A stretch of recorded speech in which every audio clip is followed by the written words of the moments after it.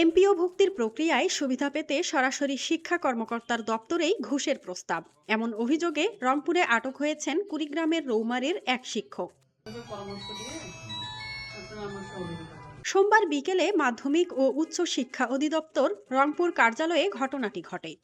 আটক মাইদুল ইসলাম কসাইকাটা উচ্চ বিদ্যালয়ের একজন শিক্ষক ও ৩ জন কর্মচারীর এমপিও ভুক্তির বিষয়ে কথা বলতে উপপরিচালক রোকসানা বেগমের সঙ্গে দেখা করেন। এই ভদ্রলোক ভোটের আগেও আসছিল 2 দিন আগে। অভিযোগ অনুযায়ী আলোচনার এক পর্যায়ে তিনি ব্যাগে থাকা ৮ লাখ টাকা কর্মকর্তাকে দেওয়ার প্রস্তাব দেন এবং এমপিও ভুক্তির কাজ দ্রুত সম্পূর্ণ করার অনুরোধ করেন। বিষয়টি প্রত্যাখ্যান করে তাৎক্ষণিকভাবে পুলিশকে জানান উপপরিচালক। আমাকে বলতেছে যে ম্যাডাম 22 সাল থেকে ব্যানবিজের জরিপে নাম আছে, আর প্রতিষ্ঠানটা 22 সালে এমপিওভুক্ত, যদি 13 থেকে 21 সাল পর্যন্ত নিরবিচ্ছিন্নভাবে ওই শিক্ষকের নাম থাকতে হবে জরিপে, অনলাইন জরিপে তার 13 থেকে 21 পর্যন্ত নাম নাই, 22 সাল থেকে আছে। এই ফাইলটা আমাদের যে শিক্ষা মন্ত্রণালয়ের যে পরিপত্র আছে সেই পরিপত্র মোতাবেক দেওয়ার সুযোগ নাই।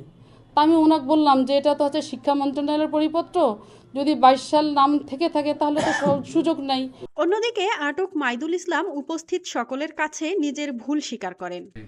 মেসেজ দেই বলতে কি মোবাইলে আমারই সেন্ড করে নেই, আমি এমনি দেখাইছি লিখে যে ম্যাডাম ওটা আবার সেন্ড করছে সঙ্গে নিছে যাক নিকা, কিন্তু এটা আমি দেখাইলাম যে ম্যাডামকে যে এটা যদি পারেন, যদি হয়, কারণ আমি আমার জীবনের সর্বক্ষমতা আমি নিয়ে আসছি।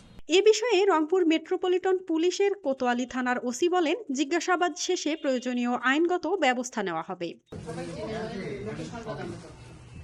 এমপিও ভুক্তির মতো সংবেদনশীল প্রক্রিয়ায় ঘুষের অভিযোগ সামনে আসায় বিষয়টি নিয়ে ব্যাপক আলোচনা তৈরি হয়েছে। মাজহাবিন মৌ, RNB নিউজ।